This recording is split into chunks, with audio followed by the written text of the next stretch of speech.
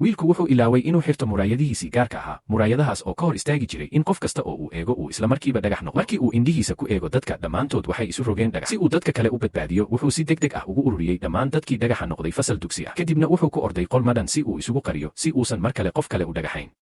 Saaxiibkiis ayaa bannaanka daaqadda taagnaa, wuxuuna ka amaahday muraayad. Isagoo adeegsanaya awooddiisa gaarka ah, ayuu isla markiiba muraayadahaas ugu beddelay kuwii gaarka ahaa ee uu guriga kaga tegey. Hadda mar dambe ma uusan ka walwalin in uu dad waxyeeleeyo. Intuu socday ayuu arkay boorar ku dhigan derbiga dugsiga oo xayeysiinaya bandhig sixir ah. Wuxuu garwaaqsaday in sixir sameeyaha aanu ka bixi doonin sanduuqa sixirka, markaas ayuu isla markiiba isku teleport gareeyey gudaha sanduuqa si uu u badbaadiyo. Laakiin sixir sameeyihii sanduuqa kuma jirin. Wuxuu ku reebay qalab codduube ah si dadka loogu qaldo in uu weli bandhiga samaynayo. Isla waqtigaas kaaliyihiisii ayaa bilaabay inuu seefo mid ugu mudayo sanduuqa, taasoo ku qasabtay wiilka inuu ka fogaado mindiyaha oo dhan. Ma uusan baxsan karin sababtoo ah awooddiisii ayaa qaboojis ku jirtay. Markaas sanduuqii ayaa hawada kor loo qaaday. Si lama filaan ah xajintii ayaa goday, sanduuqiina si toos ah ayuu hoos ugu dhacay. Nasiib wanaag, wiilku weli wuxuu haystay awoodo u gaar ah oo naftiisa ku badbaadiyey.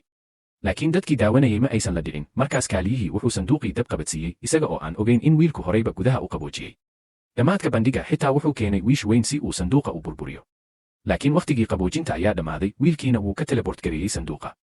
Daqiiqado kadibna sixir sameeyihii been abuurka ahaa ayaa isna hortiisa ka soo muuqday dadkii daawanayay.